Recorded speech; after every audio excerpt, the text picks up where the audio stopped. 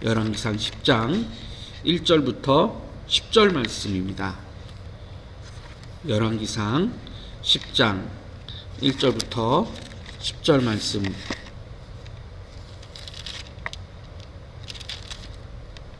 제가 읽도록 하겠습니다. 스바의 여왕이 여호와의 이름으로 말미암은 솔로몬의 명성을 듣고 와서 어려운 문제로 그를 시험하고자 하여 예루살렘에 이르니 수행하는 자가 심히 많고 향품과 심히 많은 금과 보석을 낙타에 실었더라. 그가 솔로몬에게 나와 자기 마음에 있는 것을 다 말하매 솔로몬이 그가 묻는 말에 다 대답하였으니 왕이 알지 못하여 대답하지 못한 것이 하나도 없었더라. 스바의 여왕이 솔로몬의 모든 지혜와 그 건축한 왕궁과 그 상의 식물과 그의 신하들의 좌석과 그의 시종들이 시립한 것과 그들의 판복과 관복과 술관원들과 여호와의 성전에 올라가는 층계를 보고 크게 감동되어 왕께 말하되 내가 내 나라에서 당신의 행위와 당신의 지혜에 대하여 들은 소문이 사실이로다. 내가 그 말들을 믿지 아니하였더니 이제 와서 친히 본즉 내게 말한 것이 절반도 못되니 당신의 지혜와 복이 내가 들은 소문보다 더하도다. 복되도다 당신의 사람들이여, 복되도다 당신의 이 신하들이여, 항상 당신 앞에 서서 당신의 지혜를 들음이로다. 당신의 하나님 여호와를 송축할지로다.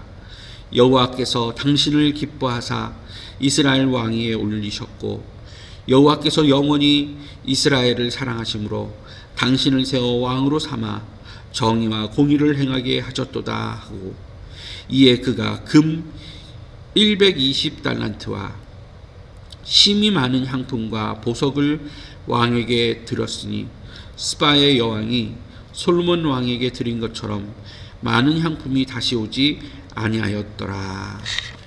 아멘. 오늘 날마다 성경 본문이 열왕기상 10장입니다. 열왕기상 10장 내용을 여러분이 먼저 보셨으리라고 생각이 되는데요. 이 10장의 내용이 솔로몬의 그 일생 속에서 가장 화려한 전성기라고 볼 수가 있습니다. 열왕기상 10장의 내용을 볼 때 그의 그 지혜를 보기 위해서 또 그와 버금가는 그런 세상 통치를 했던 스바 여왕이 방문을 하기도 하고 그 다음에 23절부터는 이 솔로몬의 부귀 영화의 모습들이 23절 내용이 쭉 나오게 됩니다. 또 14절에도 그렇게 계속 나오지요. 그러면서 마지막에는 이제 그 군사력까지 모든 것이 다 어떻게 보면 인간적인 면에서 완벽한 모습으로서 10장의 내용이 솔로몬의 그 나라 또 솔로몬의 통치에 대한 그런 그 상세한 그런 부분들이 이렇게 나오게 되는데 이 모든 것들을 통해서 이 스바 여왕이 하나님께 영광을 돌리는 모습이 이 9절에 나오게 되는데 이 9절에 나오는 그런 모습이 우리 하나님께서 성도들에게 원하시는 그런 모습이다. 그런 것을 볼 수가 있습니다. 9절을 한번 보십시오.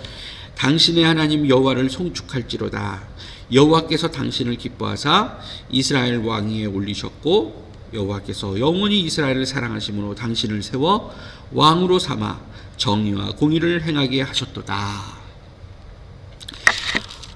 여러분이 이 스바 여왕에 대해서 한번 좀 먼저 생각을 해보셨으면 좋겠는데 예수님도 언급하신 사람입니다. 누가복음 13장 31절에 예수님이 이 스바 여왕을 한번 언급을 하십니다.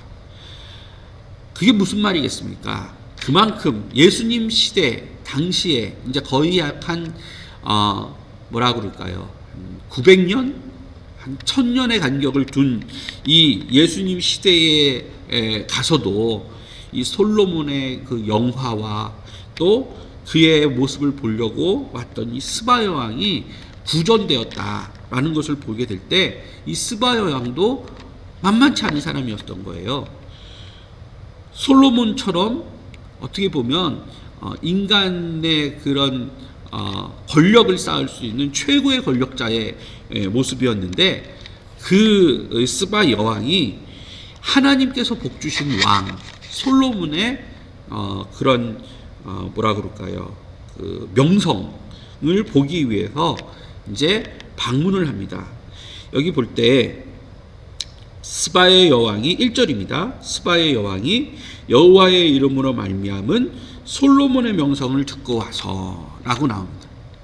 그러니까 지금 이게 어떤 모습이냐? 세상에 가장 뭐라 그럴까요? 성공한 왕이 하나님이 기름 부으신, 또 하나님께서 축복하신, 하나님이 세우신 왕을 찾으러 왔다라는 겁니다.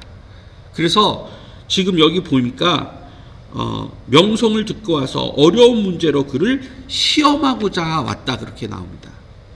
예수님께서는 이제 이 스바 영이 왜 왔냐 그러면 솔로몬의 지혜를 사모해서 왔다라고 평가를 하죠. 그런데 오늘 열왕기서의 저자는 어려운 문제로 그를 시험하려고 왔다. 그런데 시험했더니 솔로몬이 자기 마음에 있는 것을 다 말한다. 하나님께서 주신 지혜로 모든 어려운 문제를 다 풀어냈다라는 말이겠죠. 그러니까 이와 같이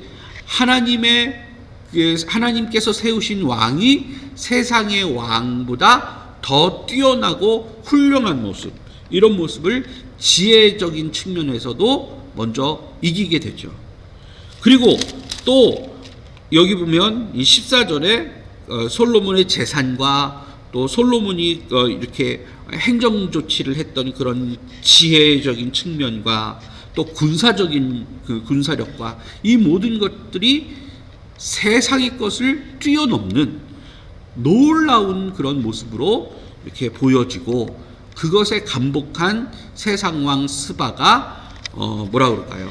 어떻게 보면 완전 이제 내가 졌습니다라고 하면서 무릎을 꿇는 모습이 10장에 나옵니다.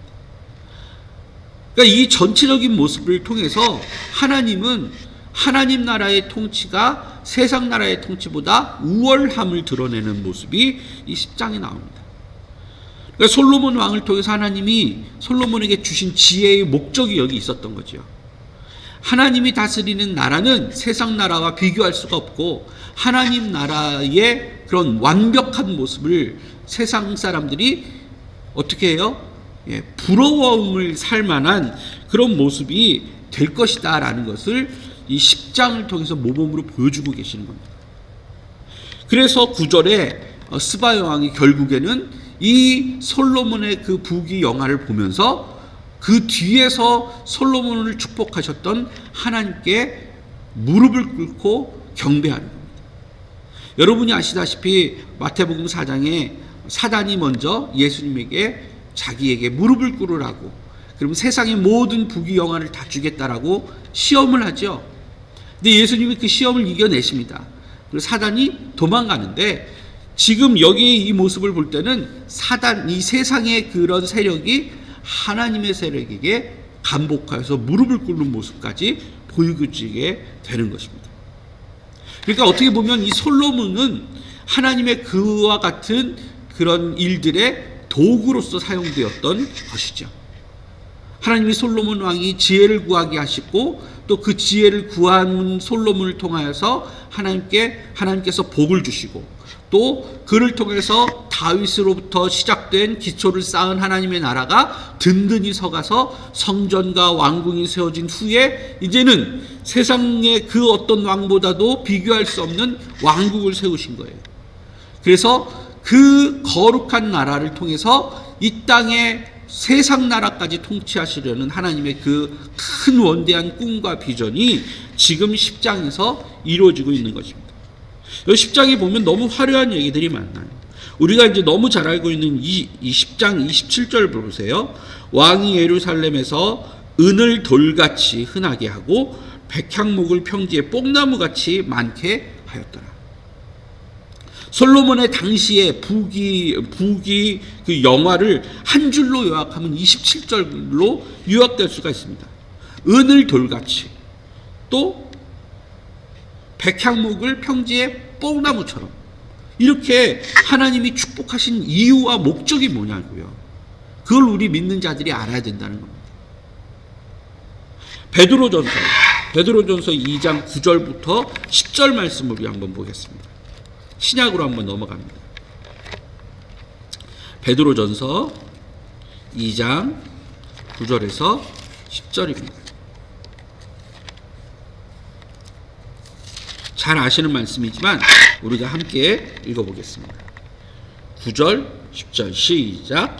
그러나 너희는 택하신 족속이요 왕같은 제사장들이요 거룩한 나라요 그의 소유가 된 백성이니 이는 너희를 어두운 데서 불러내어 그의 기이한 빛에 들어가게 하신 이의 아름다운 덕을 선포하게 하려 하심이라. 너희가 전에는 백성이 아니더니 이제는 하나님의 백성이요 전에는 긍휼을 얻지 못하였더니 이제는 긍휼을 얻은 자니라.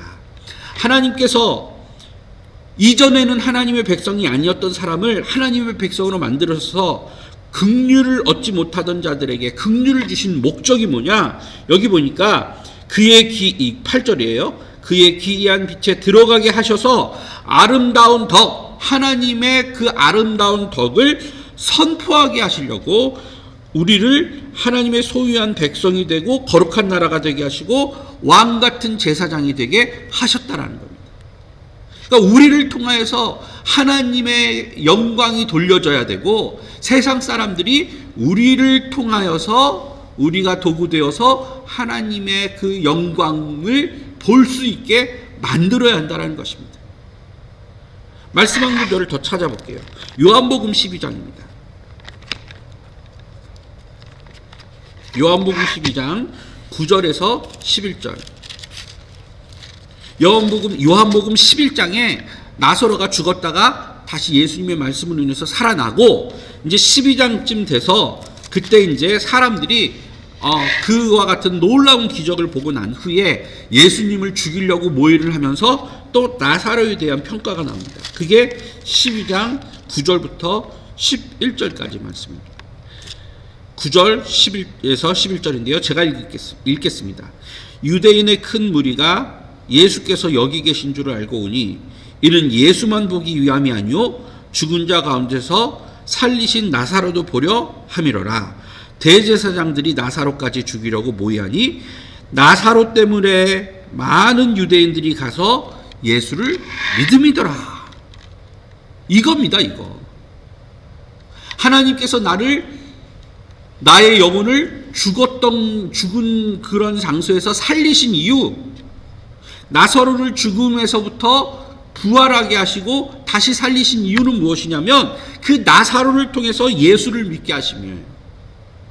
마찬가지 우리를 하나님의 백성으로 삼으시기 위해서 내 죽은 영혼을 다시 살리신 이유는 무엇이냐? 바로 우리를 통해서 그리스도의 복음이 전파되게 하시고 그리스도의 놀라운 기이한 일이 선포되게 하시려고 우리를 하나님의 왕같은 제사장으로 삼고 거룩한 나라로 삼으신 이유가 거기에 있다는 것입니다.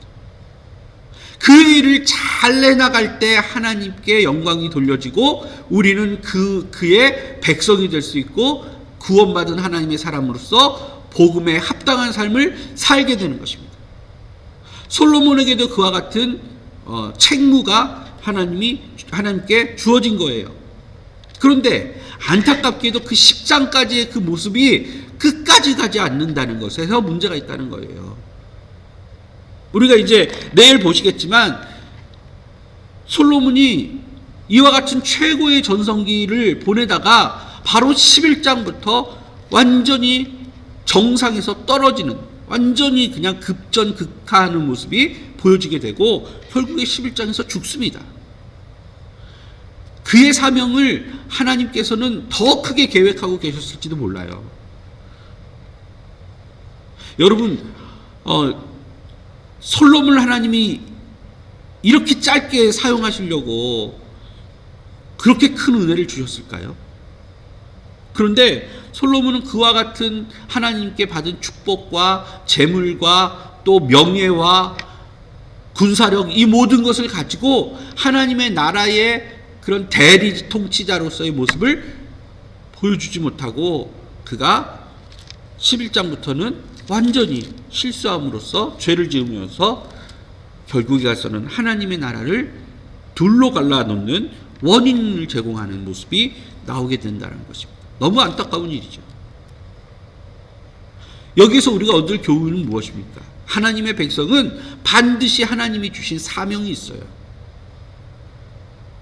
이 사명은 우리 각자마다 하나님이 매 순간 우리에게 깨우쳐 주시고 우리가 기도할 때마다 우리에게 그 무엇을 해야 할지 그것을 알려주십니다. 근데 그것은 결국에 가서 다 하나로 모아보면 결국에 가서는 하나님 나라를 위해서 살라는 거예요. 하나님께서 이 땅에 통치하시는 하나님 나라가 이곳에 임할 수 있도록 우리가 그 일에 동참하고 또 도구로 사용되게끔 하나님 계획하신 건데 그것을 우리가 잘 하지 못하고 책무를 이행하지 못하게 될 때 우리의 결국의 모습은 솔로몬이 되고 만다라는 것입니다. 오늘 이 아침에 우리가 생각해 봅시다. 과연 내가 하나님을 위해서 무엇을 할 수 있을까? 나는 솔로몬처럼 재물도 없는데 지혜도 없는데 명예도 없는데 뭘 내가 무엇을 할 수 있을까? 그렇게 생각하십니까? 우리 하나님이 솔로몬에게 주신 그 지혜가 왜 나에게는 없겠어요? 왜 나에게는 그게 임하지 않겠습니까? 우리는 그저 하나님이 주실 것을 기대하면서 하나님이 내 앞에 나가셔서 일하실 것을 기대하면서 그 일을 감당하면 됩니다. 그런데 우리는 자꾸만 우리의 욕심으로 세상을 돌아보는 거죠. 그래서 하나님의 죄를 짓고 우리의 이 영적 우상을 세움으로써 하나님 외에 다른 신을 섬김으로 말미암아 하나님과 멀어지고 떨어지게 돼서 하나님 나라의 백성으로서의 그 사명을 감당하지 못하게 된다는 겁니다. 그렇기 때문에 오늘 우리가 또 새벽에 기도해야 되는 이유가 여기에 또 있습니다. 하나님만 오로지 섬길 수 있도록 영적으로 우상을 따로 두지 않도록 기도해야겠죠. 그래서 오늘 말씀 생각하시면서 나사로를 통해서 예수를 믿는 유대인들이 많아지게 되는 것처럼 우리를 통하여서 우리의 헌신과 우리의 그런 역할을 통해서 우리에게 주신 그 사명을 잘 감당함으로 인해서 정말 우리를 통해서 하나님 나라가 확장되는 그런 축복이 우리와 또 우리 가정, 우리 교회에 있기를 간절히 바랍니다. 그래서 오늘 하루도 어디에서나 또 어느 곳에 계시든지 정말 그리스도인으로서 부끄럽지 않는 그런 삶을 사시기를 축복드립니다.